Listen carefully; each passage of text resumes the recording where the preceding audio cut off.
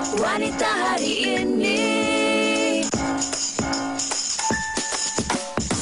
Wanita hari ini bijak mengatur, mengurus mata wataknya. Usahawati, ibu istri, permaisuri. Wanita hari ini di zaman moden masih kekalkan adatnya. Dihormati, disayangi, disanjungi. Wanita hari ini. Saya dah berkahwin sejak 4 tahun. Tapi yelah, dalam masa 4 tahun tu sebenarnya saya dah bercerai dah. Saya dah bercerai sebanyak 2 kali. Tapi tiba-tiba dalam bulan lepas dia minta rujuk balik. Rujuk itu untuk pasangan suami isteri yang bercerai. Tapi kalau macam bercerai dalam tempoh bawah 3 bulan boleh rujuk balik tapi tak perlu bernikah. Itu yang saya tahu.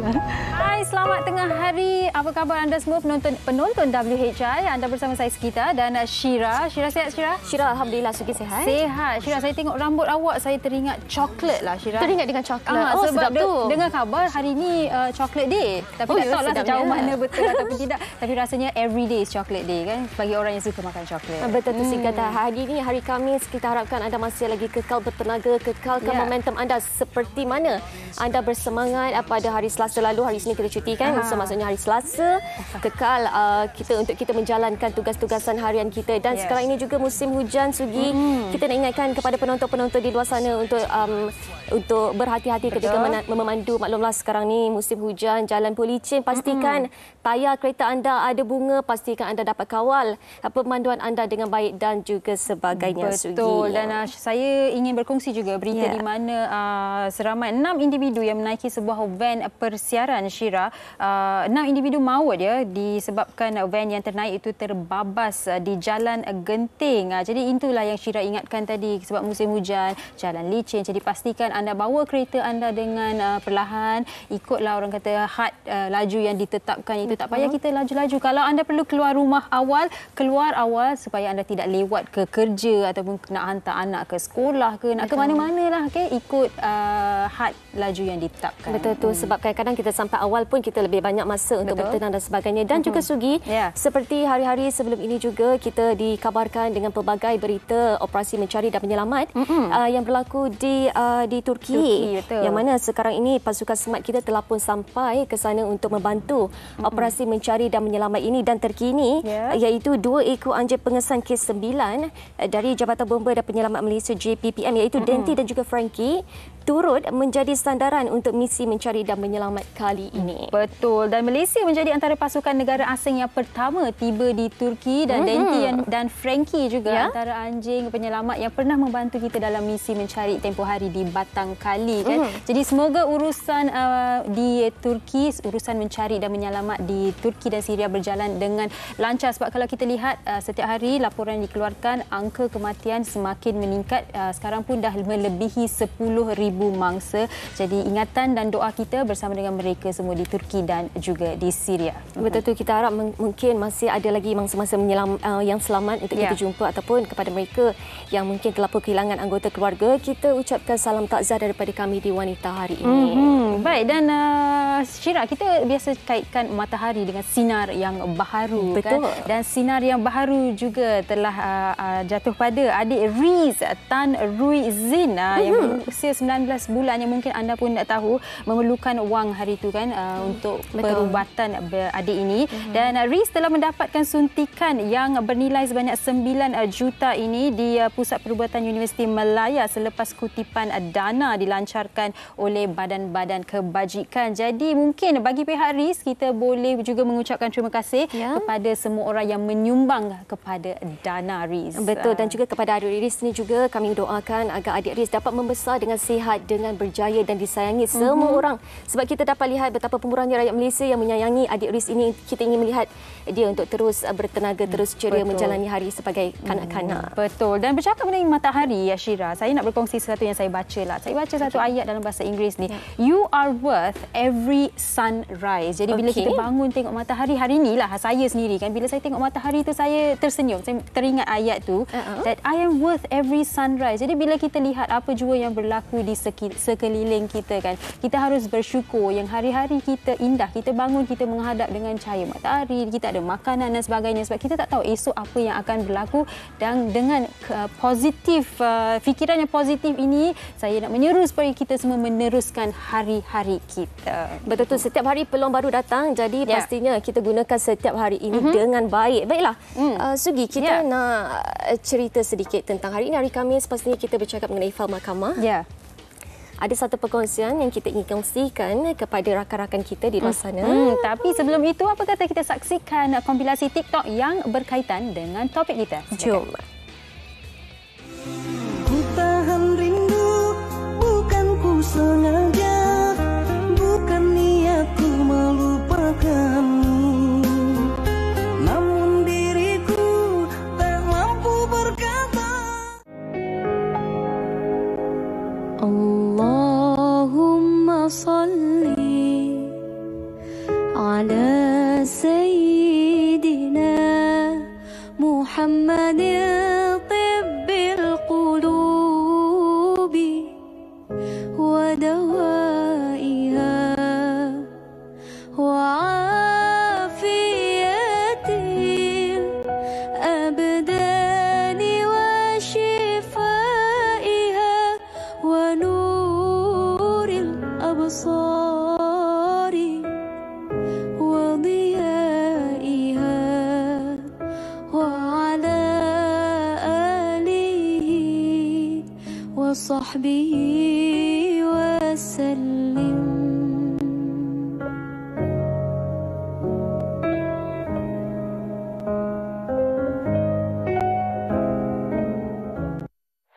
Salam Ustazah, Waalaikumsalam. Saya bukan Ustazah, saya orang biasa je. Sah ke rujuk dalam waktu iddah memang suami digalakkan harus untuk isteri itu dirujuk dalam waktu iddah, tapi kena tahu isteri itu diceraikan dalam waktu suci ataupun waktu haid, itu kena rujuk pada yang pakar.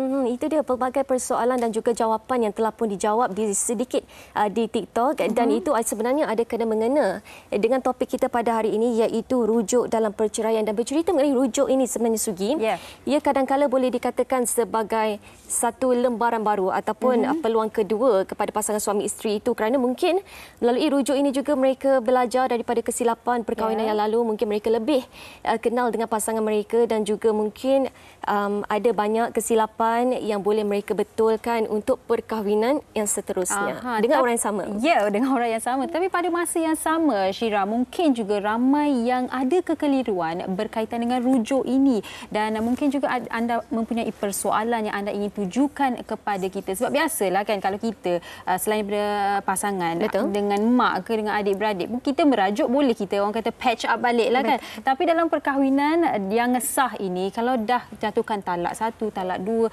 nak rujuk balik dalam tempoh iddah tu boleh. Tapi apakah kekeliruan anda? Anda boleh tujukan soalan-soalan anda dan kami akan tujukan soalan anda kepada panel-panel di studio. Sebab saya sendiri, Shira, sebab kalau dari segi pemahaman saya, kalau civil law, dia sangat orang kata straightforward.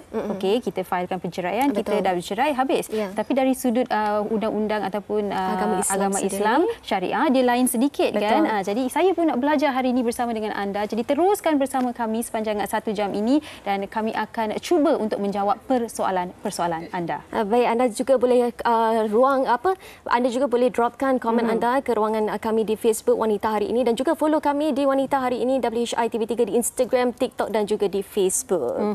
Baik, kita akan berhenti berehat seketika. Teruskan bersama kami, jangan ke mana-mana. Wanita Hari Ini, Wanita Hari Ini. Mengikut hukum syarak, rujuk membawa maksud pasangan suami dan isteri itu kembali bersama dalam tempoh edah apabila sang suami melafazkan cerai dan dengan lafaz rujuk terhadap isterinya. Namun, sejauh manakah masyarakat tahu tentang rujuk ini? Adakah pasangan itu perlu akad nikah kembali ataupun hanya sekadar lafaz? Jom kita tanya pandangan orang ramai. Rujuk itu untuk pasangan suami isteri yang bercerai. Tapi kalau macam bercerai dalam tempoh bawah 3 bulan boleh rujuk balik tapi tak perlu bernikah. Itu yang saya tahu.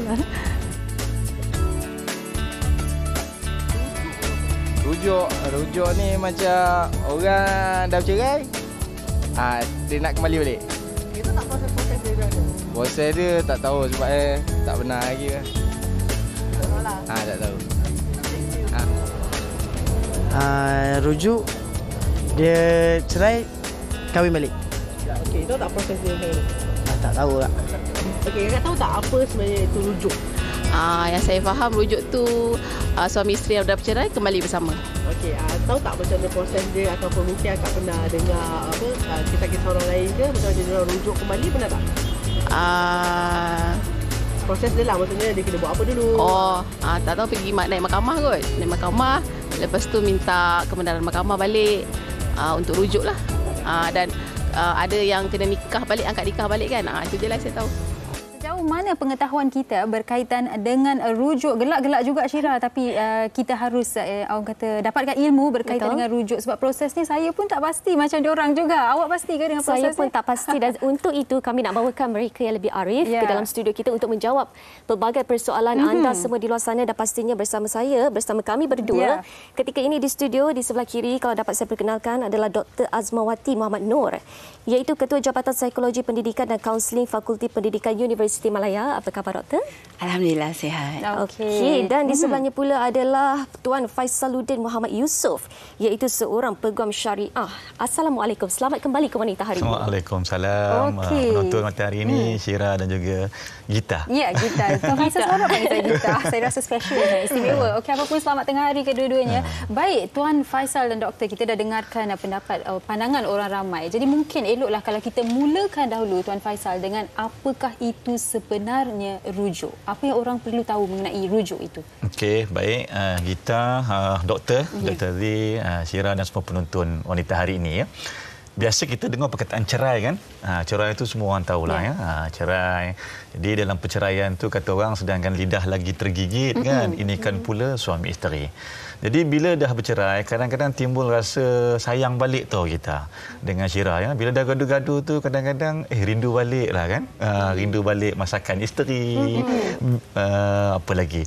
Bau isteri. Wow, kan? Bau isteri ya. Gaduh-gaduh. Jadi kadang-kadang mau sehari, kadang-kadang tak sampai sehari pun nak berbaik semula ya. Jadi rujuk ini adalah kembali kepada perkahwinan yang asal. Baik. Okey. Nak rujuk tu dalam keadaan macam mana? Yang pertama kita kena tahu perceraian kita tu jenis apa ya. Okay. Dalam Islam ni, untuk umat Islam ni cerai ni ada dua jenis. Satu dipanggil talak raj'i, satu lagi talak ba'in ya. Talak raj'i ni dipermudahkan talak satu kali pertama dan talak dua. Kalau dah masuk talak tiga tu dah jadi talak ba'in ya. Jadi dalam keadaan begini, kalau puan-puan penonton sedang penonton semua ya diceraikan oleh suami semalam ya. Ini pertama kalilah dalam hidup ni diceraikan ni pertama kali dalam hidup. Jadi tiba-tiba hari ni tengah hari ni suami datang mengending. Sedap pula masakan ni kan. Jadi abang nak rujuk balik. Boleh, dia boleh rujuk balik.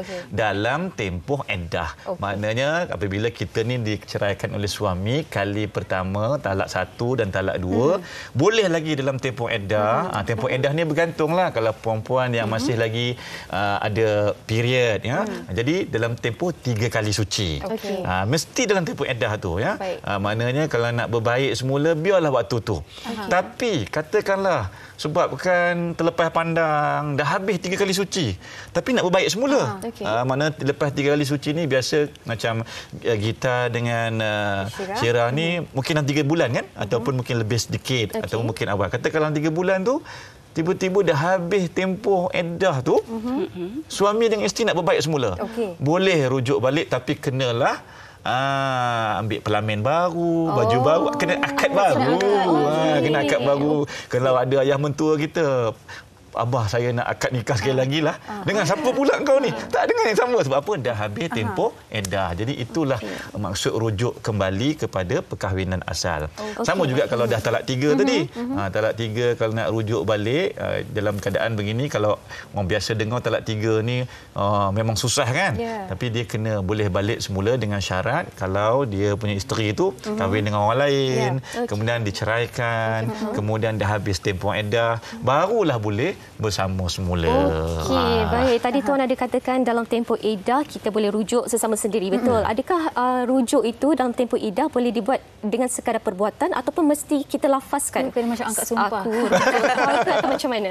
Gini ya, dalam hal begini memang ada pandangan mengatakan pandangan dalam contoh dalam mazhab Hambali, ada satu pandangan kata boleh dengan perbuatan saja. Tapi dalam konteks negara kita, kita ni dalam hal ini, maka eloklah bila kita nak nikah itu, kita pun dengan lafaz dengan baik-baik. Bercinta pun dengan lafaz. Nak akad nikah pun dengan lafaz. Maka bercerai pun dalam lafaz dan rujuk pun kena dengan lafaz. Selagi mana kita ni boleh bercakap. Kalau kita bisu, kalau kita dah tak boleh bercakap tu cerita lain. Guna bahasa isyarat.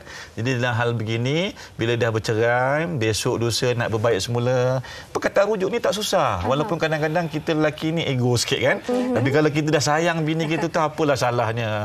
Abang nak berbaik semula lah, abang nak rujuk baliklah perkahwinan kita ni. Itulah yang sepatutnya, sebab itulah yang diterima dalam negara kita ini. Bukan apa bila kita nak buat pengesahan nanti. Biasa rujuk ni antara suami isteri saja kan. Kadang-kadang tak ada saksi. Bila tak ada saksi ni kan doktor kan, susah kan. Jadi dalam hal begini biarlah perkataan tu jelas. Jangan perkataan-perkataan tu macam ada kiasan pula kan. Kalau boleh jelas abang nak berbaik semula, abang nak rujuk balik, abang rasa menyesal dengan tindakan kita. Abang baik rujuk sekarang. Kalau tak rujuk nanti saya kahwin orang lain. Lepas saya nak tanya Tuan Faisal, bagaimana kalau situasinya si suami nak rujuk tapi isteri enggan menerima suami? Lepas ni kita tanya Tuan Faisal, tapi sebelum tu kita nak tanya doktor juga. Doktor, dalam pergelutan dua individu yang bergelar suami dan isteri ini kan, mereka pastinya ingin menyelesaikan masalah tapi dah memang tak boleh selesaikan. Mungkin mereka akan bercerai. Okey, baik, itu kita ketepikan sekejap. Tetapi mereka lupa yang ada anak ni, anak-anak di rumah sering kali menjadi mangsa situasi kan. Betul. Kalau kita cakap pasal psikologi, bukan sahaja dua individu yang bergelar suami isteri, dewasa saja, anak-anak tu mungkin ada yang tak tahu nak luahkan perasaan mereka, ada yang berharap sangat ibu dan ayah akan bersatu semula. Jadi mungkin doktor boleh kongsikan dari sudut pandang seorang anak itu sendiri, apa yang sepatutnya individu bergelar suami dan isteri fikirkan? Okey, terima kasih ya Gita tadi ya. Okey, saya suka bila kita tanya tentang anak-anak, seringkali ya kita lupa tentang bagaimana perasaan anak-anak kita sendiri. Selalu bila kita dah, apa orang kata, dalam pergolakan kita dah bergaduh tu mesti ada berantakan, dia dah retak. Bila kita dah ke fasa penceraian pula, orang kata apa? Ada pepatah mengatakan bila retak bagai retak menanti belah, dah terbelah. So selalu kita lupa tentang kesan terhadap anak-anak. Psikologi anak-anak ini ada kajian yang mengatakan 5 kali ganda sebenarnya mereka ini lebih terkesan. Dan daripada segi kesihatan mental, yang kita risaukan apabila terkesan daripada segi kesihatan mental ini, anak-anak ini seringkali dilupakan. Kita rasa anak-anak ni boleh je cope, boleh jaga diri sebab mereka kecil, mereka pandai jaga diri. Tapi sebenarnya daripada segi mental ataupun daripada segi pemikiran, mereka akan rasa rendah diri. Mereka akan rasa, kenapa ini terjadi kepada saya? Mengapa orang lain okey, saya dan keluarga saya tak okey? Dan pemikiran yang negatif ini selanjutnya akan membawa kepada emosi. Sugi pun tahu bila emosi kita kacau, bila emosi kita terganggu, yang kita risaukan penceraian tadi, comeback to penceraian tadi, kita risaukan sekiranya penceraian itu terlibat dengan penderaan ataupun penderaan emosi dan mental terhadap ibu mereka dan mereka nampak. Dan kesan ini akan memberikan terutamanya kepada mereka. Mereka akan rasa rendah diri. Mereka akan rasa marah. Dan kita lupa juga apabila bergaduh, mungkin kita tak perasan anak-anak ini mungkin juga dipukul. Kita marah kepada mereka dan mereka tak ada ruang untuk bersuara. Kerana kalau bersuara, mereka kena lagi. So, emosi ni juga bila ibu ayah ini dah bergaduh, bercerai, mereka antara anak-anak ini juga mungkin ada sibling rivalry kita panggil. Di mana mereka ingin mendapatkan kasih sayang daripada ibu. Dia berebut. Bila dia berebut perhatian ibu atau ayah, jadi mereka akan ada macam division pula. Mereka akan divide. Dan yang kita risaukan bila ada emotional cut off. Apa dia emotional cut off? Bila anak-anak ini berasakan macam tak nak lagi lah dengan ibu ayah, bawa diri. Ada segelintir kes-kes yang kita terima anak ini melarikan diri daripada rumah ya. Dan selain daripada itu juga yang kita risaukan daripada tingkah laku. Tingkah laku anak-anak ini dia akan memberi kesan yang amat besar, terutamanya bila mereka terlibat ya Tuan Faizal dalam gejala sosial. Gejala sosial, mereka sendiri mencari orang kata ruang untuk melepaskan amarah, sedih. Jadi inilah bila ada mungkin peer pressure pula. Kita tahu peer pressure memberikan kesan yang sangat besar. So sekiranya mereka terlibat dalam orang kata grouping yang tidak memberikan yang baiklah untuk mereka. Jadi mungkin terlibat dengan dadah, terlibat dengan minta maaf tapi seks bebas dan ini akan terus memberikan kesan kepada anak-anak. Jadi ini yang kita risaukan sebenarnya. Saya melihatnya macam kuih lapis. Kita mungkin sebagai ibu bapa lihat lapisan atasnya sahaja, tapi setiap lapisan anak itu semakin dalam kita lihat dia semakin terluka. Betul tu. Betul tu. Dan itu dari segi psikologi anak-anak dan sebagainya. Dan kita nak kongsikan kepada penonton di luar sana mengenai satu pengakuan ini dan kita akan dapatkan pandangan daripada yang lebih pakar. Jom kita saksikan. Saya dah berkahwin sejak 4 tahun. Tapi ialah dalam masa 4 tahun tu sebenarnya saya dah bercerai dah. Saya dah bercerai sebanyak 2 kali. Hari tu saya ingat lagi waktu dia lafazkan talak tu, dia cakap lagi dengan saya. Dia memang dah tak nak rujuk balik. Dia dah insaf dengan saya. Dia dah muak dah tengok muka saya. Dia dah cakap lagi, inilah kali terakhir kita jumpa. Dan macam-macam lagi lah, caci maki semua dia lontarkan kat saya. Tapi tiba-tiba dalam bulan lepas dia minta rujuk balik. Tapi sebenarnya saya memang dah yakin dah yang saya dah cukup dah idah saya. Sebab saya dah period 3 kali dah. So jadi saya dah yakinlah yang sepatutnya idah saya dah cukup. Tapi suami saya menidakkan dia pula. Tapi itulah sebenarnya saya masih lagi ragu-ragu. Sebab apa yang saya pernah baca, pernah dengar, kalau kita nak cukupkan idah kita dah kena period 3 kali untuk cukupkan idah kita lah.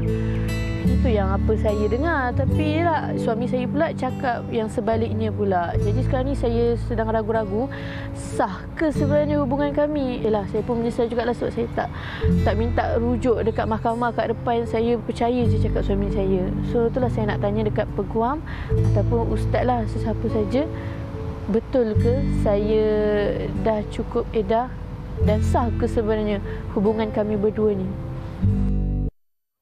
Baik, Tuan Faizal, kita nak terus tanya Tuan Faizal. Kita ada masalah di situ. Tuan Faizal pun mungkin dah dengar apa masalahnya. Jadi, dalam situasi sebegini, katanya dia rasa dia dah habis tempoh edah sebab dah 3 kali period. Tapi suaminya pula meyakinkan yang tidak masih lagi dalam tempoh edah dan belum 3 bulan. Jadi dalam situasi sebegini bagaimana? Adakah sah kalau dah rujuk ke, kena akad nikah semula ke, perlu ke mahkamah ke, pelbagai persoalan Tuan Faizal. Okey, baik ya. Dalam keadaan begini saya ingat bukan masalah dia seorang ni. Ramai sebenarnya yang terutama isteri lah ya.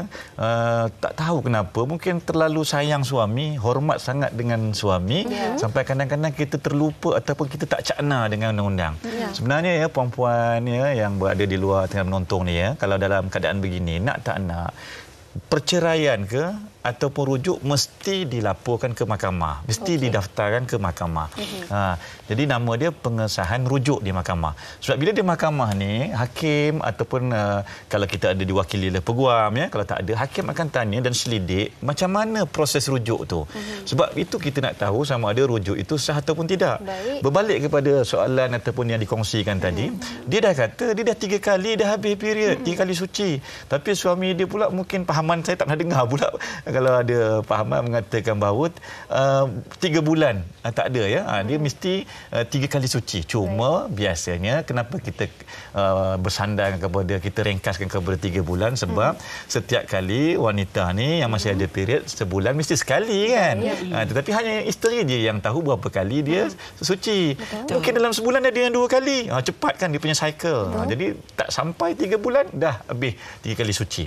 Jadi dalam hal begini nak bertengkar dengan suami dia tu suami kita. Kan dilempangnya kita. Kan dipukulnya kita. Maklumlah kadang-kadang orang lelaki ni dia ada sedikit sifat keegoan kan. Saya kena akui sebab saya pun suami. Isteri aku ni lebih-lebih pula kan. Jadi dalam hal begini untuk elakkan keadaan inilah. Kalau suami tak mau file, kita sendiri ambil inisiatif filekan permohonan tu di mahkamah. Bukan kita nak terus kepada perceraian, tetapi untuk mengesahkan supaya hubungan kita ini bukan setakat sah dari segi undang-undang tetapi diredai dan diberkati oleh Allah SWT, ya. Untuk elakkan hubungan luar nikah, ya. Ya, betul. Doktor, ya. Jadi dalam hal begini jangan pandang enteng dan jangan pandang ringan. Tak kisah orang kata dah lewat ke ataupun dah lebih 3 kali suci ke, kena juga buat permohonan tu supaya kita dapatkan keyakinan tu yang paling penting, ya, dalam hal begini. Okey, baik. Sebentar tadi juga si pengaku tadi ada bagi tahu bahawa dia hidup dalam keraguan sama ada perkahwinan ini sah ke atau tak sah ke. Dari sudut psikologinya bagaimana individu ini berdepan dengan situasi ini, Dr. Asmawati? Okey, saya fikir macam tadi seperti Tuan Faisal explain ni, wanita emosi ni selalunya kita lemah atau kalah di situ. Bila kita kata kita sayang, satulah I'm sure kita pun faham, ya, bila kita sayang seseorang itu kita sayang sangat. Tetapi kita bab kata Tuan Faisal tadi, kita kena faham tentang undang-undang, kita kena faham tentang hukum hakam agama, ya. Sebab kalau tidak kita berada di dalam satu keadaan yang kita risaukan, apa orang kata yang tidak sah, dan ia memberikan kesan, ya, memberikan kesan bila kalau orang luar tahu, terutamanya kalau masyarakat dan juga anak-anak kita, ya. Kalau yang dah faham, mungkin ada anak-anak kita yang dah faham dan mereka mungkin akan bertanya, bagaimana agaknya ibu dan ayah boleh masih tinggal bersama. Tetapi apa orang kata tidak lagi sah daripada kalau mereka faham.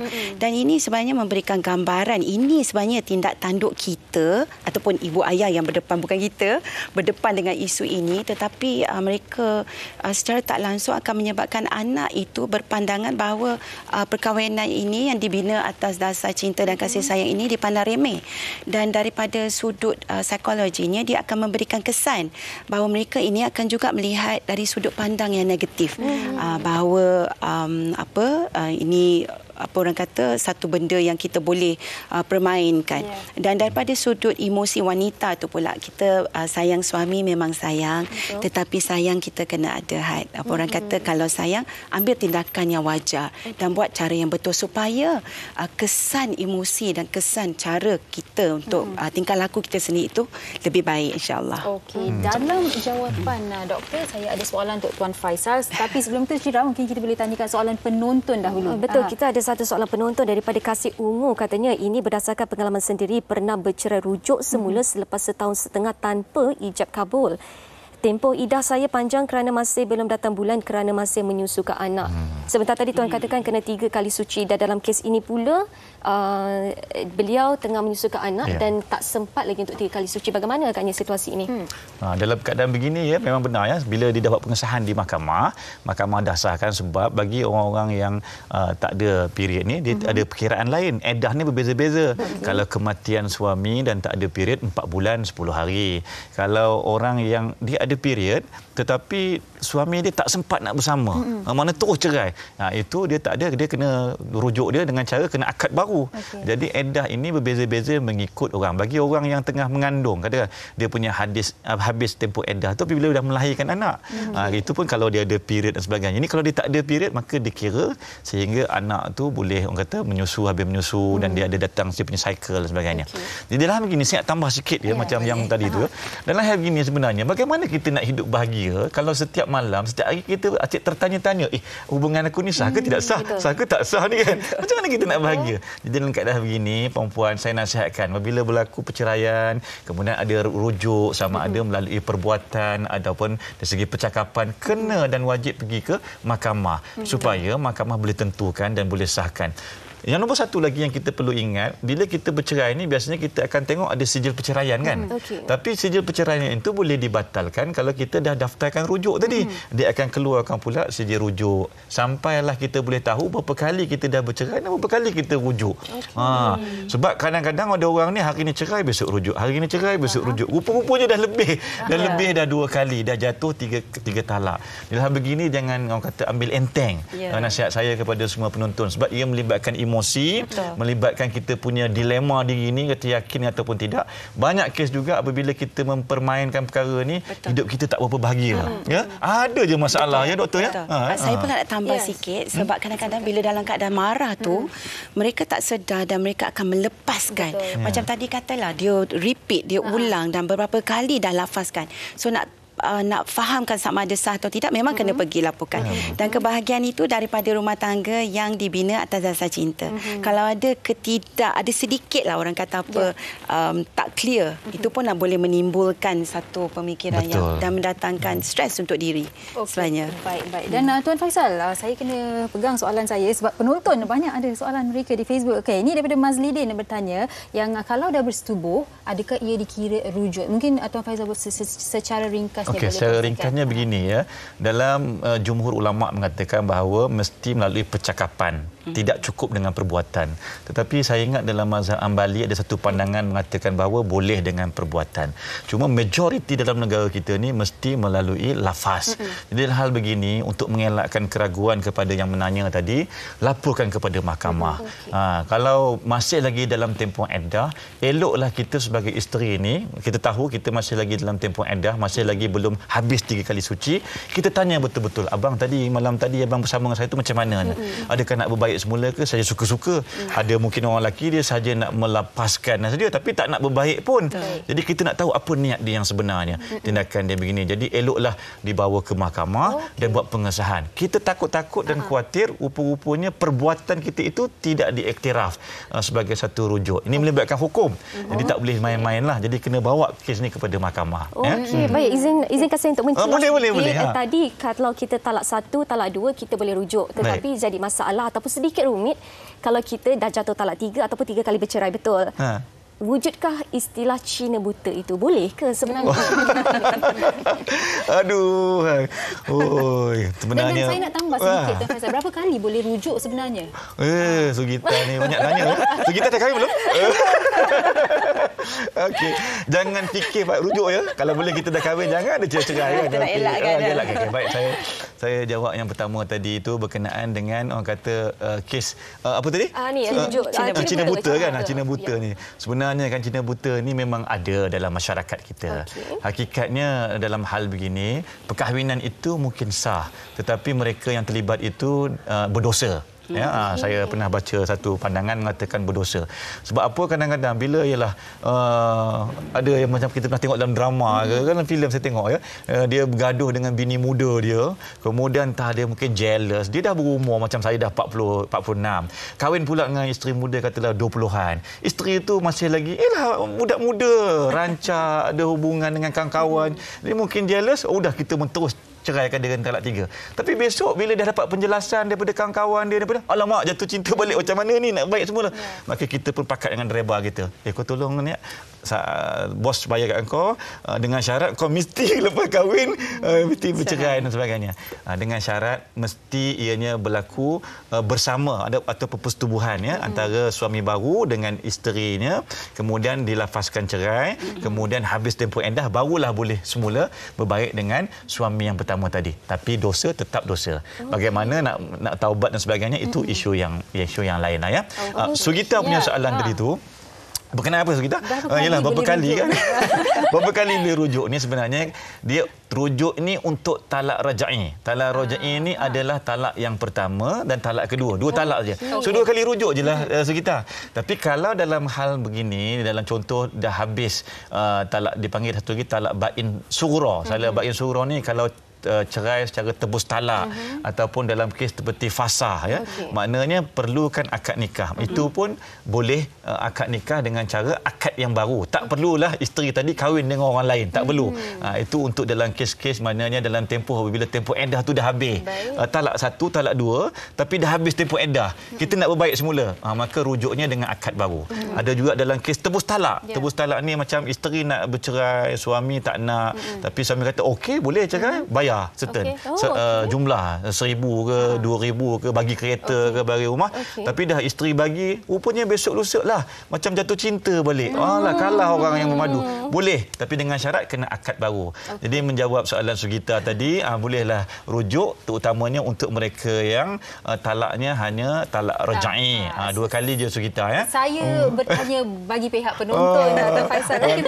Doktor, saya nak tanya doktor, mungkin ada orang yang memikirkan anak-anak, bukan nak kata semua orang tak fikirkan anak-anak, ada yang memikirkan anak-anak sehingga kan okey dia belum merujuk tetapi duduk serumah. Itu boleh memberikan harapan, orang kata false hope kepada anak-anak kan. Apakah pandangan doktor berkaitan ini? Duduk serumah, sebab ada artikel yang mengatakan 8 tahun cerai tapi masih serumah tanpa rujuk. Ada yang mengatakan enggan rujuk kerana tiada hati tapi mahu tinggal sebumbung. Apa pandangan doktor sebelum kita ke Tuan Faisal? Terima kasih, soalan yang bagus. Tadi pun kita dah dengar Tuan Faisal kata kalau dah rujuk tidak rujuk selepas 3 kali suci, makanya itu adalah satu yang tidak dibenarkan. Daripada perspektif psikologi pula, dia memberikan false hope. Seperti membayangkan ibu dan ayah masih bersama. Apa sebenarnya yang kita ingin tonjolkan, apa yang ingin kita tunjukkan kepada anak-anak kita. Sebab kita kena menjadi ataupun ibu ayah adalah teladan yang baik untuk anak-anak. Dan ini sebenarnya menggambarkan bahawa it's okay to be together walaupun tidak berkahwin. Dan saya daripada itu juga kita nak fahamkan bahawa anak-anak ini sebenarnya dia melihat, dia melihat dan dia juga akan mengikut. Sebab macam saya kata tadi teladan, dan juga daripada segi masyarakat lah, masyarakat akan melihat bahawa benda ini tidak sebenarnya patut berlaku, tetapi kalau mereka tidak melaporkan, ada juga yang dalam keadaan masyarakat tidak ingin ambil tahu. Tidak ingin ambil tahu ya. Jadi dia tidak memberikan gambaran yang baik sebenarnya kepada anak-anak kita. Saya dah terangkan daripada sudut emosi tadi. Sebenarnya anak-anak ini kita takuti akan lihat, dan yang saya paling risaukan mungkin ini Ustaz Faisal Tuan Faisal punya bidang lah sebenarnya. Ni susah ni kalau pakai songkok ni. Bila kita risaukan bila bersama dan ada adik baru, dan ini adalah satu kesan yang tidak baik sebenarnya. Baik. Jadi secara keseluruhannya ia tidak memberikan kesan yang positif terhadap anak-anak. Tuan Faisal, masa amat menceburui kita, tapi kita ada 2 soalan yang amat penting memerlukan bantuan Tuan Faisal. Kita tanya soalan daripada Alia Maisara dahulu. Semua orang panggil Tuan Faisal Ustaz. Jatuhkah talak jika suami cakap aku dah tak nak hidup dengan kau, kemaskan pakaian, aku hantar kau ke rumah orang tua kamu? Jawapannya. Dan satu lagi Ustaz, kita terus rangkumkan. Ustaz, saya nak tanya, pernah suami saya pernah ceraikan saya talak 3, tapi suami cakap dia tak sedar dan tak ada niat nak lafazkan, dan kami disahkan oleh hakim jatuh talak 1 sahaja. Bagaimana itu Ustaz? Silakan Tuan Faisal. Yang soalan terima kasih bagi saya Ustaz. Baik, soalan pertama tadi dia dalam hal begini kena bawa kes ke mahkamah. Kena buat pengesahan di mahkamah untuk tahu sama ada jatuh ataupun tidak. Tetapi secara dasarnya lafaz tadi itu adalah lafaz secara dipanggil kinayah ataupun kiasan. Aku tak nak kau keluarlah kan. Itu kita kena tahu apa niat dia sebenar. Jadi bila kita failkan pengesahan lafaz talak ni di luar mahkamah, di mahkamah, hakim akan tanya, tuan apa sebenarnya tuan punya niat ni? Rupa-rupanya saya tengah marah tu, meluat tengok muka dia, itu je bukan nak cerai pun. Okey. Dan yang kedua tadi berkenaan dengan talak 3. Memang betul. Kadang-kadang ni suami ni, aku cerai dengan kau talak 3. Aku cerai dengan kau talak 1000, talak 2000. Ada sebab dah marah sangat ni. Ya Allah, kan sebab provokasi yang dibuat dan bebelan yang dibuat oleh isteri tu tahu, ya Allah. Isteri juga ya, dapat. Baru balik daripada kerja dalam jam dan sebagainya, dia kena pula gini kan. Jadi mungkin marah. Jadi bila sampai ke mahkamah, mahkamah dah selidik, hakim dah selidik, rupanya niat dia hanyalah talak 1 ataupun itu hanyalah talak 1 kali pertama. Jadi sebab itu hakim jatuhkan bahawa ini talak 1 saja. Jadi isteri jangan risaulah bila hakim mahkamah dah putuskan itu talak 1, hiduplah sebagaimana biasa. Bolehlah rujuk dalam tempoh iddah. Kalau dah habis tempoh iddah nak berbaik semula, akad barulah. Hantarlah kad jemputan kahwin. Kalau saya boleh tambah sedikit, saya minta maaf, tapi bila saya dengar tadi suami marah dan saya nampak suami Sugi perlukan anger management. Yes, anger management. Saya rasa sebenarnya bila kita dah berkahwin ni, sebelum kita nak ni, kita kena belajar untuk kawal marah. Kawal emosi itu penting dan sebenarnya komunikasi itu sangat penting. Cara kita dating dulu macam mana kan? Betul. Cakap elok-elok, manja-manja, manis-manis, dan sekarang marah aja. So saya rasa ini adalah satu bentuk kerut tadi saya bila dengar suami marah kan. Jadi kita sebenarnya kena bersama-sama lah. Bersama-sama. Okey, baik tuan, kita ada 30 saat sahaja kami produser kami. Okey, saya nak tanya sikit ringkas saja. Kalau perkahwinan yang tidak didaftar, bagaimana situasi cerai dan rujuk ini boleh dilaksanakan? Nak tak nak kena buat pengesahan di mahkamah. Perkahwinan kita tu sah ataupun tidak dahulu. Lepas itu barulah pergi kepada perceraian tu tadi. Kalau mahkamah dah putuskan perkahwinan kita sah, barulah kita pergi step yang kedua, iaitu sama ada perceraian tadi sah. Yang kedua barulah pergi ke step ketiga, sama ada rujuk kita tadi sah. Nak tak nak mesti daftar di mahkamah dan laporkan kepada mahkamah. Termasuklah kalau kita ni dalam tempoh iddah kita menolak untuk dirujuk oleh suami. Laporkan juga mahkamah dan mahkamah akan lantik jawatan kuasa pendamai. Mana tahan asyik. Hari ni kena marah, besok nak baik. Hari ni kena marah, besok tak boleh tahan ni. Jadi kita kena maklum kepada hakim kenapa kita tak nak bersama lagi dengan suami kita. InsyaAllah keadilan akan diperolehi oleh perempuan apabila melaporkan kepada yang arif hakim di mahkamah. Saya rasa kita perlukan part 2. Tapi banyak persoalan yang sudah pun dijawab dan pastinya doktor pun telah mengupas dari sudut psikologinya. Kita harus fikirkan bukan sahaja psikologi diri sendiri, tetapi juga psikologi anak-anak kita, keharmonian semua orang. Dan seperti mana yang Tuan Faisal dah kongsikan, apa pun kita terus ke mahkamah. Itu yang dapat menyelesaikan masalah kita dengan orang kata ada black and white lah. Betul. Kan? Paling penting adalah sahkan perceraian dan juga sahkan rujuk itu berlaku. Betul. Okey, baiklah, saya kira banyak perkongsian dan juga manfaat yang kita penonton dapat terima pada hari ini. Dan sekarang ni kita nak berhenti berehat seketika sebelum kita ke segmen seterusnya. Saya nak tarik nafas jap. Wanita hari ini. Wanita hari ini. Baik, kembali bersama kami. Rakan saya ada kesukaran makan glove. Kesulitan di sini. Okey, baik. Apa pun Syira, saya rasa makan cucumber macam ni je tak sedap. Awak ada idea kurang lain? Sedap. Kita mungkin boleh buat Vietnamese roll. Okey, silakan. Kita bersama dengan Cik Siti Nurdiana kan? Cik kan? Betul, okey, Cik, baik. Cik Siti Nurdiana. Sedap nama dia. Okey, nak buat Vietnamese roll pastinya perlukan rice paper. Betul. Okey, di sini rice papernya. Syira akan bantu awak. Saya boleh bantu. Saya di sini. Okey. Mula-mula kita letak rice paper ni, kita kena letak air. Saya buat ini boleh? Boleh. Kita double dua. Oh, kita double dua. Okey, baik. Okey, baik. Sambil-sambil tu nak tanyalah. Saya panggil Diana boleh ke? Boleh. Diana, awak dapat idea nak buat ataupun perniagaan berasaskan Vietnamese roll ni, macam mana awak dapat idea sebenarnya? Sebenarnya memang family saya dah start dulu. Dia daripada sebab benda ni dah famous dekat Thailand. So family saya daripada Thailand. Dia bawa mungkin resipi kita boleh sambil buat. Dia bawa resipi ni. So itulah terjadinya. Okey. Saya difahamkan yang Vietnamese roll ini dia punya kata orang yang paling adalah sos hijaunya. Betul, sos boleh dia. cerita sikit sos ni resepinya macam mana tu? Resipi dia sikit boleh lah. Janganlah sikit je bagi penonton. Sikit. So dia ada cili, ada ketumbar, ada limau, macam itulah. Oh, okey. Baik. Tapi jadi kita letak ni. Okey, letak ni. Okay. Saya nak tanya, ada berapa jenis sebenarnya? Sebab ni macam sushi rupanya. sebenarnya? Betul. Okey, jadi berapa jenis yang awak bawa hari ini ataupun yang dijual? Sekarang yang saya jual 3 jenis. First dia ada yang chicken slice. Okey, yang second seaweed. Yang this one kita memang balut dengan seaweed je, kita tak pakai rice paper. Okey, lepas tu ni kita punya best seller signature, dia memang ada hot dog dengan crab stick. Okey, baik. Okey, kita nak tanya hantu hijau rolls. Mana dapat nama hantu ni? Hantu sebab ramai orang cakap dia macam berhantu. Orang berhantu boleh dimakan maksudnya. Orang itu order banyak kali. So macam itulah nama tapi dia. kan biasanya Vietnamese roll yang kita makan, dia clean, dia tak ada, bagi saya lah apa yang saya pernah makan, dia tak adalah salad macam ni dipotong sebegini. Kan dia just roll and then kita dip macam popiah, lepas tu kita makan. Tapi yang ini awak potong sebegini. Kenapa? Apa sebab awak pilih untuk memotongnya seperti ini? Satu sebab cantik dan senang makan. Betul, kita nampak menarik. Baik. Okey, dalam banyak-banyak yang awak sediakan pelbagai jenis ni, yang mana paling mendapat permintaan daripada pelanggan? Yang signature, yang ada crab stick dengan sausage. Dah siap Tapi saya tapi lain Syirah. Itulah saya jadi tak fokus ni Sugi. Awak punya jadi lain macam, tak cukup sayur sayur tu. Tak cukup sayur. Saya untuk yang kurang. Okey, Diana boleh tolong potong, tunjukkan kepada penonton. Yang ni keras lagi, so kita potong yang dah lembut ni kan. Okey. Oh, dia ambil masa untuk lembut ke macam mana? Betul. Oh, okey. Baik, jadi kalau penonton yang menonton sekarang ni nak cuba juga, Diana, apakah laman IG awak? So, laman IG dia Hantu Hijau Roll. Hantu Hijau Roll. Okey, lepas ni saya nak try lah pula, tapi harapnya tak jadi macam Syirah punya. Tak apa, tapi cubaan yang bagus. Awak boleh ambil yang cantik-cantik. Cantik seperti awak. Baik. Jadi kalau Syirah nak order, berapa hari sebelum kena order? Biasanya 2 hari sebelum, ataupun kalau ada slot kosong boleh order pada hari yang sama. Okey, baik. Dalam sehari tu berapa banyak boleh terjual?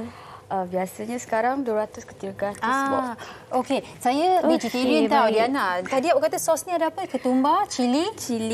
Lepas tu dia ada apa lagi tadi? Tak ada ayam apa? Tak ada. Okey, saya nak cuba sos ni. Sambil Diana lah. tolong siapkan saya satu vegetarian boleh? Boleh. Okey, baik. Sementara Sugi dan juga Diana nak buat satu yang vegetarian untuk Sugi, khas untuk Sugi, kita nak berhenti berehat seketika. Jangan ke mana-mana. Sedapnya sos dia. Berhantu. Wanita hari ini.